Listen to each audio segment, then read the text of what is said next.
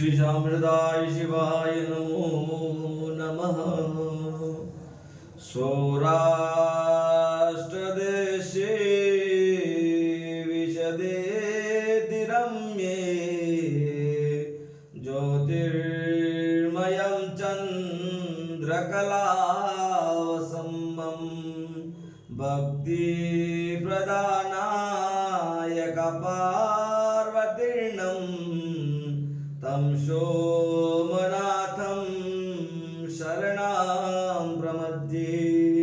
श्रीशैलशृङ्गे विबुधातिशृङ्गे तुलाद्रितुङ्गे विमुदा वसन्तं तं अर्जुनं मल्लिकापूर्वमेकं नमामि संसारसमुद्रसेतुम्।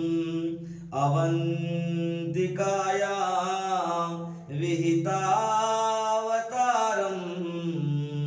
मुक्तिप्रदानाय च सज्जनाय अकालमृत्योर्भयरक्षणार्थं वन्दे महाकालमहासुरेशं। कावेरिका नर्मदयोः पवित्रे समागमे सज्जनतारणाय सदैव मन्दात्रिपुरे वसन्तमाकारमीशं शिवमेकमीडे। पूर्वोत्तरे ज्वलिकानिदाने सदा वसन्तं गिरिजासमेत सुरासुराराधितपादपद्मं श्रीवेद्यनाथं तमनं नमामि। याम्बे सदङ्गे नगरे तिरम्बे विभूषितांग विविधेश भोगे सद्भक्तिमुक्ति प्रदमीशमेकं श्रीनागनाथं शरणं प्रपद्ये। महाद्रिपार्श्वे यततारमन्तं सम्पूज्यमानं सततं मुनीन्द्रे। सुराः शूरैरीक्षमरोगराध्ये केदारमीशं शिवमेकमीडे। शहादिशीर्षे विमले वसन्तं गोदावरीति रपवित्रदेशे यद्दर्शनात्पातकमाशुनाशं प्रयाति तं त्र्यम्बकमीशमीडे। श्रुताम्रणीर्णे जलराशियोगे निबध्य सेतुं विशिखे संखे। श्रीरामचन्द्रे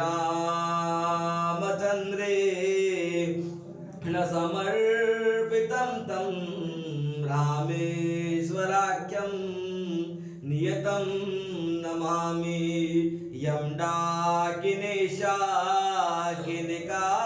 समाजे निषेव्यमाणं पिशितासने च सदैव भीमा द्विपदा प्रसीदं तं शङ्करं प्रतिहितं नमामि।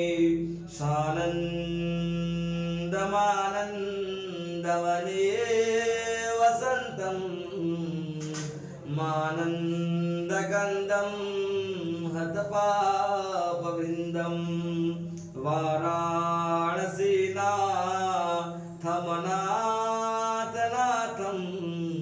श्रीविश्वनाथं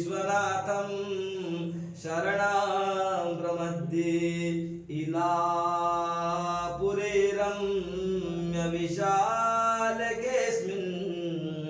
समुल्लसन्तं च जगद्हिरण्यं वन्दे महोदारतरस्वभावं कृष्णेश्वराख्यं शरणं प्रपद्ये श्री मारुद्राय नमो नमः शाम्भदा शिवाय नमो नमः मम यजमानस्य मनोरथः सिद्धं भवतु मे देवश्री खट्केश्वर महारुद्राभ्यो नमो नमः अर्पणमस्तु मम यजमानस्य मनोरथः सिद्धिं भवतु मे देवश्री खट्केश्वर महादेव की जय। शाम्भदाय शिवाय नमो नमः। श्री महारुद्राय नमो नमः शंभो।